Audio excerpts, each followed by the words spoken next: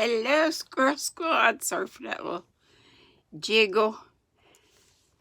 They don't have little men at the library, so I'm still on my tablet. That's okay. We're on the second chapter called Teddy. Isn't this beautiful? From Miss Joyce. I just love it, Joyce. It's so warm.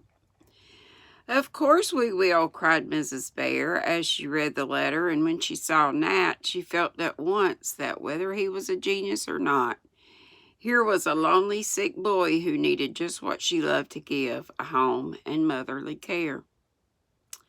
Both she and Mr. Bear observed him quietly, and in spite of ragged clothes, awkward manners, and a dirty face, they saw much about Nat that pleased them.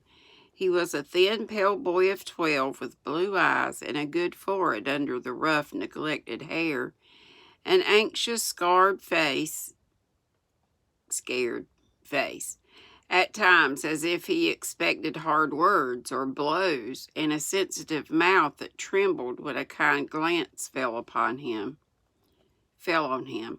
while a gentle speech caught up a look of gratitude very sweet to see. Bless the poor dear, he shall fiddle all day long if he likes, said Mrs. Bear to herself as she saw the eager, happy expression on his face when Tommy talked of the band.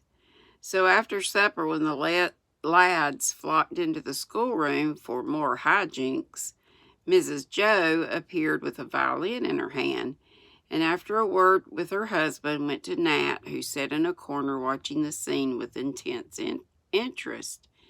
Now, my lad, give us a little tune. We want a violin in our band, and I think you will do nicely. She expected that he would hesitate, but he seized the old fiddle at once and handled it with such loving care. It was plain to see that music was his passion. I'll do the best I can, ma'am, was all he said, and then drew the bow across the strings, as if eager to hear the dear notes again. There was a great clatter in the room, but as if deaf to any sounds but those he made, Nat played softly to himself, forgetting everything in his delight. It was only a simple Negro melody, such as street musicians play, but it caught the ears of the boys at once and silenced them, till they stood listening with surprise and pleasure. Gradually they got nearer and nearer, and Mr. Bear came up to watch the boy. For as if he wasn't in his element now, Nat played and never minded anyone, while his eyes shone, his cheeks reddened, and his thin fingers flew as he hugged the old fiddle and made it speak to all their hearts the language that he loved. A hearty round of applause rewarded him better than a shower of pennies when he stopped and glanced about him as if to say, I've done my best. Please like it. I say, you do that first rate, cried Tommy, who considered Nat his protege. You shall be the first fiddle in my band, added Franz with an approving smile. Mrs. Bear whispered to her husband, Teddy is right. There's something in the child, and Mr. Bear nodded his head emphatically as he clapped Nat on the shoulder, saying heartily, You play well, my son. Come now and play something which we can sing. It was the proudest, happiest minute of the poor boy's life when he was led to a place of honor by the piano, and the lads gathered round, never heeding his poor clothes, but eyeing him respectfully and waiting eagerly to hear him play again. They chose a song he knew, and after one or two false starts they got going, and violin, flute, and piano led a chorus of boyish voices that made the old roof ring again. It was too much for Nat, more feeble than he knew, and as the final shout died away, his face began to work. He dropped the fiddle and, turning to the wall, sobbed like a little child. My dear, what is it? Asked Mrs. Bear, who had been singing with all her might and trying to keep little Rob from beating time with his boots. You all are so kind, and it's so beautiful, I can't help it, sobbed Nat, coughing till he was breathless. Come with me, dear. You must go to bed and rest. You're worn out. "And this is too noisy a place for you," whispered Mrs. Bear, and took him away to her own parlor, where she let him cry himself quiet. Then she won him to tell her all his troubles, and listened to the little story with tears in her own eyes, though it was not a new one to her. "My child, you have got a father and a mother now, and this is home. Don't think of those sad times any more, but get well and happy, and be sure you shall never suffer again if we can help it. This place is full of all sorts of boys to have a good time in and to learn how to help themselves and be useful men. I hope. You shall have as much music as you want, only you must get strong first. Now come up to the nursery and have a bath, then go to bed, and tomorrow we'll lay some nice little plans together."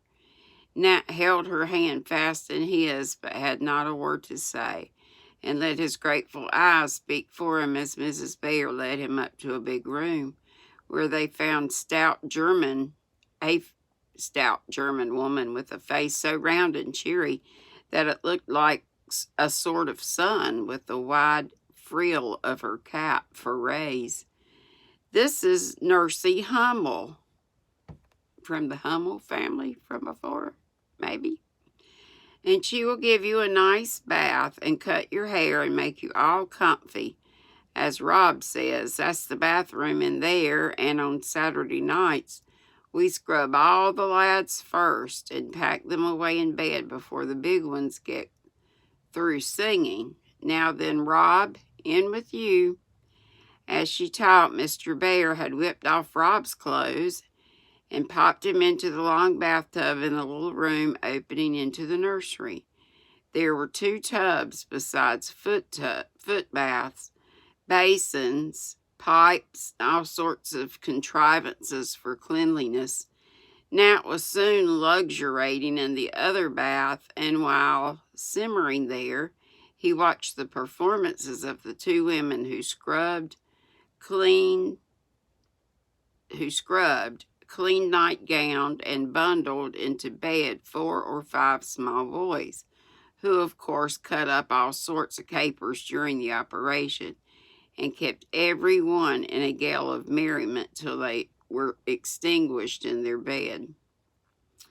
By the time Matt was washed and done up in a blanket by the fire while Nursey cut his hair, a new detachment of boys arrived and were shut into the bathroom, where they made as much splashing and noise as a school of young whales at play. Nat had better sleep here, so that if his cough troubles him in the night, you can see that he takes a good draft of flaxseed tea," said Mrs. Bear, who was flying about like a distracted hen with a large brood of lively ducklings. Nursey approved the plan, finished Nat off with a flannel nightgown, a drink of something warm and sweet, and then tucked him into one of the 3 little beds standing in the room, where he lay looking like a contented mummy and feeling that nothing more in the way of luxury could be offered him. Cleanliness in itself was a new and delightful sensation. Flannel gowns were unknown comforts in his world. Sips of good stuff soothed his cough as pleasantly as kind words did his lonely heart, and the feeling that somebody cared for him made that plain room seem sort of a heaven to the homeless child. It was like a cozy dream, and he often shut his eyes to see if it would not vanish when he opened them again. It was too pleasant to let him sleep, and he could have done so if he tried, for in a few minutes one of the peculiar institutions of Plumfield was revealed to his astonished but appreciative eyes. A momentary lull in the aquatic exercises was followed by the sudden appearance of pillows flying in all directions, hurled by white goblins who came riding out of their beds. The battle raged in several rooms all down the upper hall, and even surged at intervals into the nursery where some hard-pressed warrior took refuge there. No one seemed to mind this explosion in the least. No one forbade it or even looked surprised. Nursey went on hanging up towels, and Mr. Bear laid out clean clothes as calmly as if the most perfect order reigned. Now she even chased one daring boy out of the room and fired after him the pillow he had slyly thrown at her. "Won't they hurt 'em?" asked Nat, who lay laughing with all his might.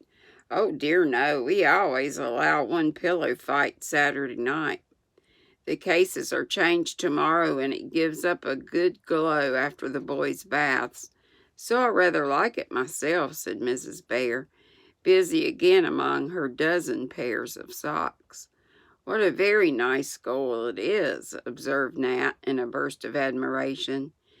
"It's an odd one," laughed Mrs. Bear, "but you see we don't believe in making children miserable by too many rules and too much study.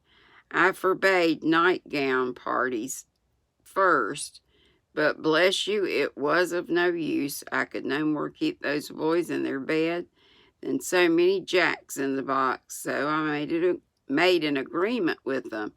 I was to allow a 15-minute pillow fight every Saturday night, and they promised to go properly to bed every other night. I tried it, and it worked well. If they don't keep their word, no frolic. If they do, I just turn the glasses around, put the lamps in safe places, and let them rampage as much as they like." "It's a beautiful plan," said Nat, feeling that he should like to join in the fray, but not venturing to propose at the first night. So he lay enjoying the spectacle, which certainly was a lively one. Tommy Bangs led the assailing party, and Dimmy defeated his own room with a dogged courage fine to see, creating pillows behind him as fast as they were thrown, till the Seegers were out of ammunition, when they would charge upon him in a body and recover their arms. A few slight accidents occurred, but nobody minded and gave and took surrounding thwacks with perfect good humor, while pillows flew like big snowflakes till Mrs. Bear looked at her watch and called out, "Time is up, boys, into bed, every man, Jack, or pay the forfeit." "What's the forfeit?" asked Matt, sitting up in his eagerness to know what happened to those wretches who disobeyed this most peculiar but public-spirited schoolma'am. And it says ma'am, not marm. "Lose their fun next time," answered Mrs. Bear. "I give them 5 minutes to settle down, then put out the lights and expect order. They are honorable lads, and they keep their word." This was evident, for the battle ended as abruptly as it began. A parting shot or two, a final cheer as Dimmy fired the 7th pillow at the retiring foe, a few challenges for next time, then order prevailed, and nothing but an occasional giggle or suppressed whisper broke the quiet which followed the Saturday night frolic, as Mother Bear kissed her new boy and left him to happy dreams of life at Plumfield.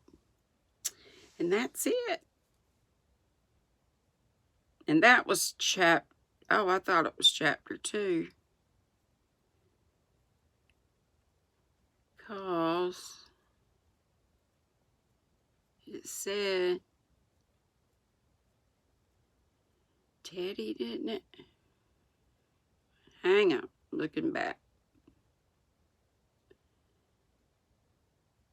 Oh yeah, I thought that maybe, I don't know, maybe I did say we were in the middle of a chapter, but I was thinking that was another chapter, but it wasn't. So that was just the first chapter. Is that what I said?